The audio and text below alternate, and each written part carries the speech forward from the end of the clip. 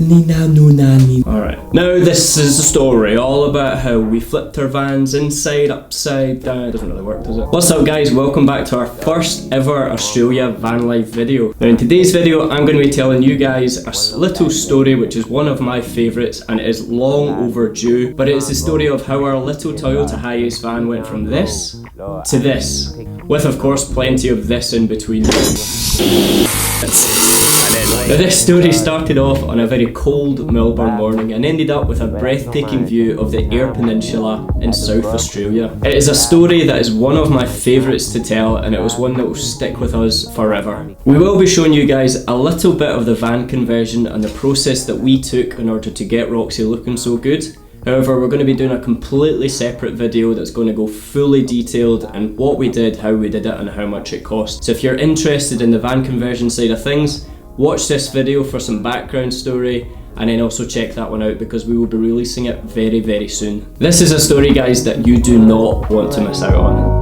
Dying from police, Jesus died at 33, ain't no guarantees, what the hell they'll do to me. How do people see you that convert to me? 22. Our story begins in the buzzing Victorian capital of Melbourne. As a common honey trap for backpackers, we, like many others, found ourselves almost stuck in this city, working jobs and saving money.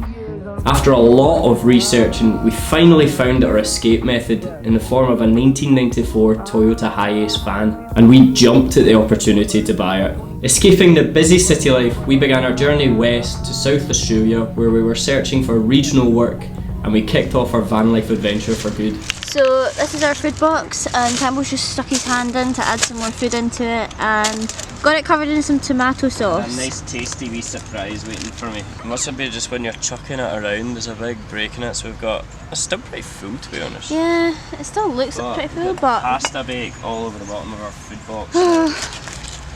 It's a waste of food! I mean, it's just this side to van life that you just don't even think about, to be honest. Like, everything just needs to be spotlessly clean. Yeah, I mean, you learn that when you camp as well, don't you? Organised. When we were travelling Europe in a tent, we had a lot worse stuff than this going on. Yeah. Oh yeah, there was leakages like every 3 days or something. Yeah, every half a day I'd say. For some reason we're carrying around a bottle of cooking oil. We're on a bus in Salzburg, leave the country, weren't we? And then the bottle exploded and the bus turned the bus into like a frying pan. You could have fried chips on the bus, honestly. I know. I like ice rinks skating. It was one of those situations where you could just laugh and cry. And oh man. It was so bad. But we had a train to catch. Good vibes flowing, the sun is glowing, it feels like summertime. So mornings by the van. It's a crisp 0 degrees and Gemma is doing the dishes. We had to boil that water. You said you didn't even need any cold water to put in it. Cold water. It's that cold, this water's gone. Freezing cold already. The plan is cook some porridge, munch that, and then we're heading on through to Adelaide.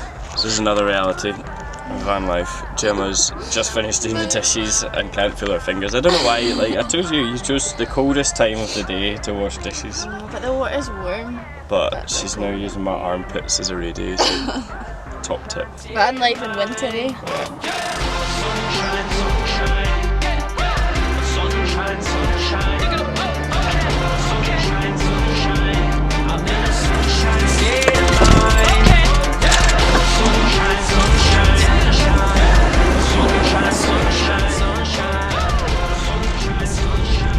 I mean, the amazing thing about driving around Australia is you get loads of these free camping spots. We used the app called Working Camps.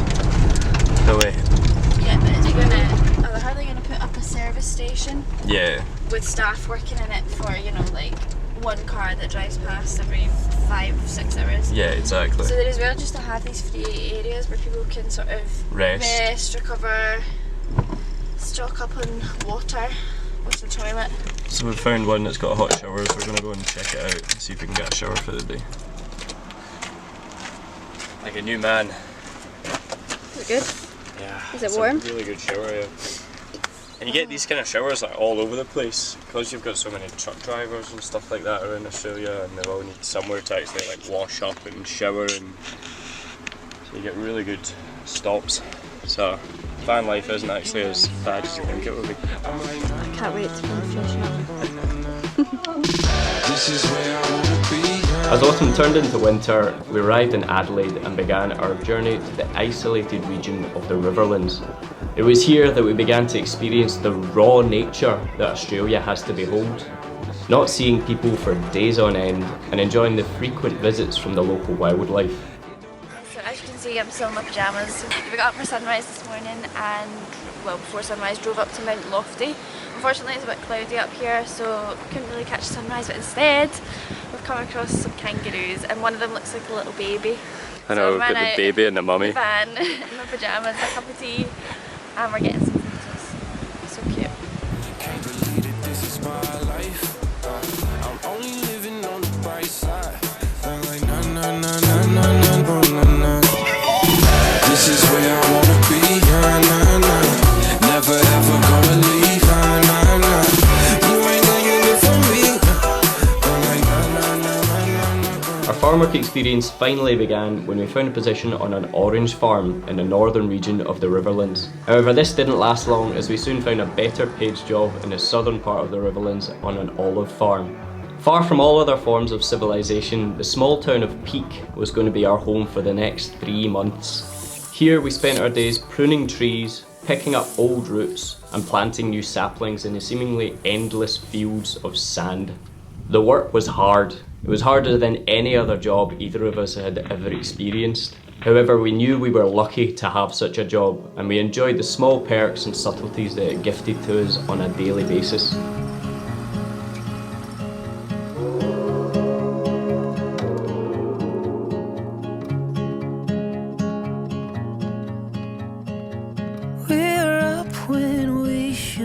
After a very quick 3 months, it was finally time to hit the road again and begin the next stage of our adventure. It was time for our van conversion.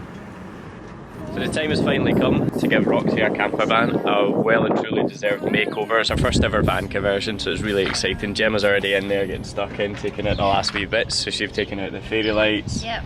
everything else. It's all down. All we've ready got, to go. all we've got is a mattress and some wood. And we need to get that out. Our plan is basically we're going to rip it all out entirely, insulate the inside of it, and then get it looking spick and span ready for our South Australia road trip. So if you follow us on Instagram, you'll see what Roxy looked like before, when she was all decorated with a nice duvet and curtains. But now we've ripped all that out, it's time to get her looking even better than before. Our plan is to have a kitchen area up here, and then we want to have a bed area down this end, but we also want to be able to sit at like a desk and work from it. I'm sure we'll get there. Yep. YouTube is the best place to look for Definitely. tips and ideas. Yeah, all we've got right now is one of these pinch bars. It's in destruction mode just now, so it's good. Destruction mode.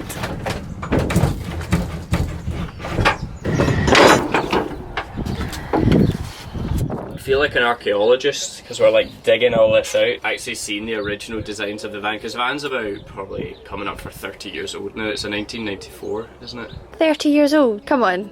I was born in 1994. 25 years old. I'm not right 30 now. years old. So this big gust of wind has just come and there's our mattress. Came flying down this window. Onto the sand. Great. You can do it!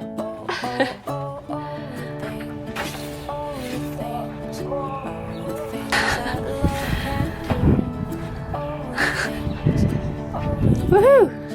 So we spent about 6 hours today clearing everything out the van and putting it up on the roof, and we've just realised that we have got everything to remove the rust from the van apart from one thing. So now it's time to climb back up on the roof and get that down. We don't have ladders, so I'll be going on Campbell's shoulders. Good bad teamwork.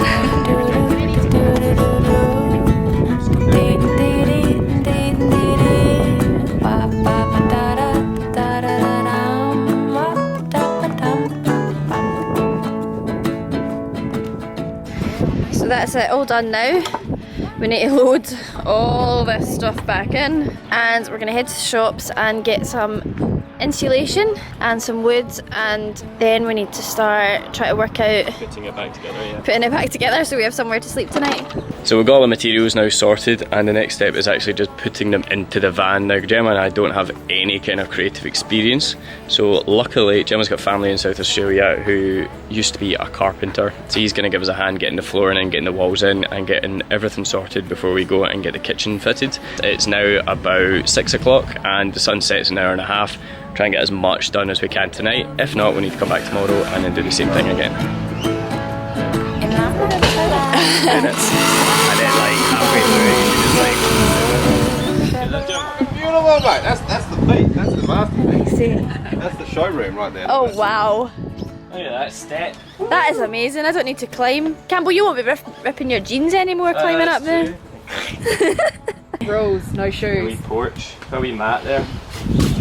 That's gonna be nice. So this is what the finished product looks like in the daytime, thanks to Gemma's family's amazing craftsmanship.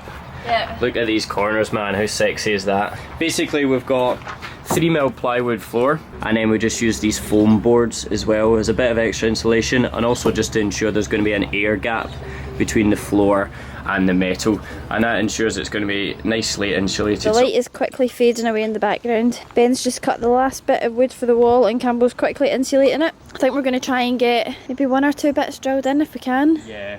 And then hopefully at least then we'll know what we're doing for after that, but it's looking good. So it's the last stage of the van conversion, and we're just getting the kitchen unit fitted now. We have met some lovely people online called Charles and Kate, who are from Us When Wandering, and they hit us up with this kitchen company just outside the city of Adelaide, who have come to these guys and are going to do as a kitchen and hopefully a bed tonight as well. Yep. So as much as we say we're converting a van, we're not really, we're standing looking pretty while everyone else does the work. We're trying.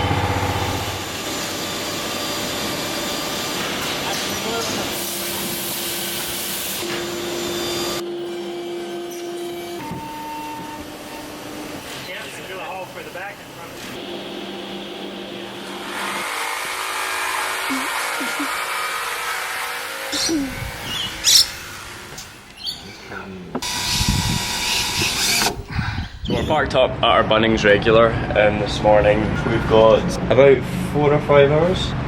The bed is going in later on today, fingers crossed. About 1 o'clock we're going to head back to the kitchen place. Until then Gemma's got to repaint all the back, redo all the painting again. It's looking fresh with the new coat of paint, but we're going to put another layer on. And we've got this curtain material, so I'm in charge of the sewing.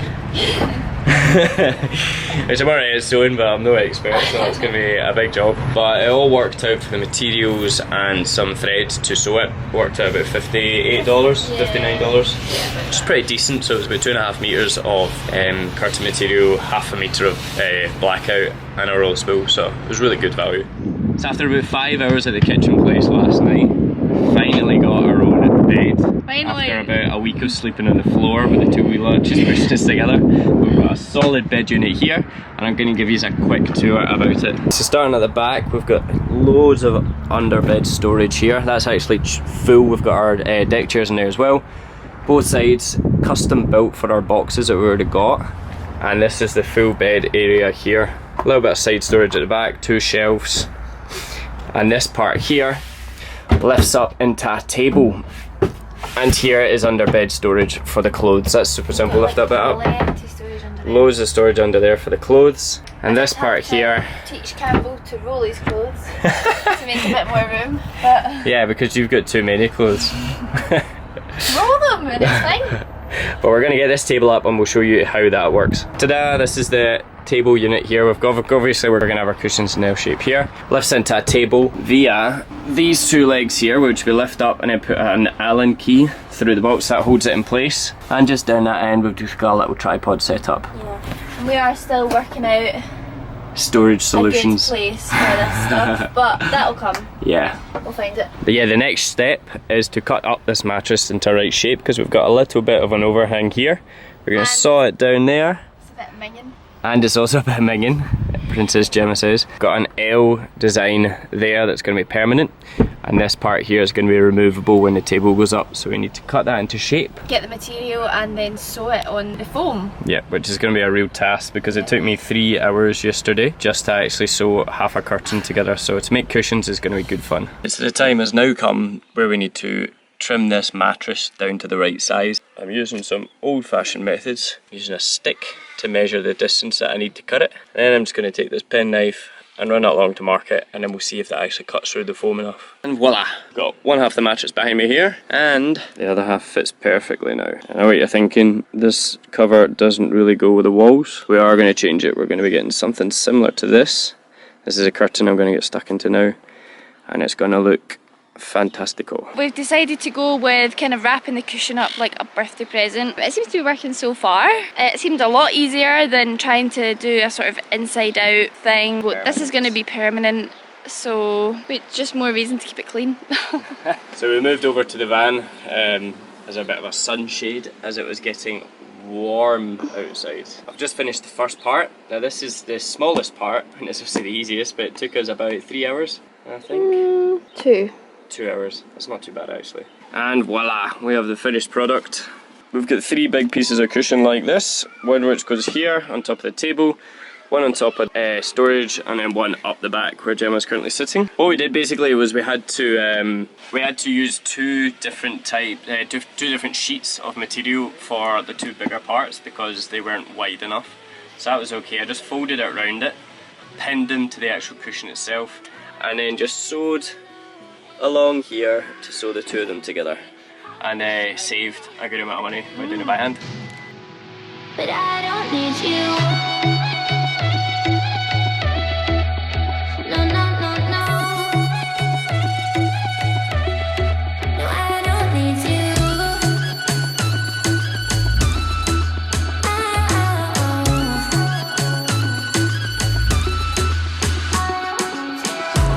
Mind if I ask about your family? I'm just wondering if they're safe and happy and healthy.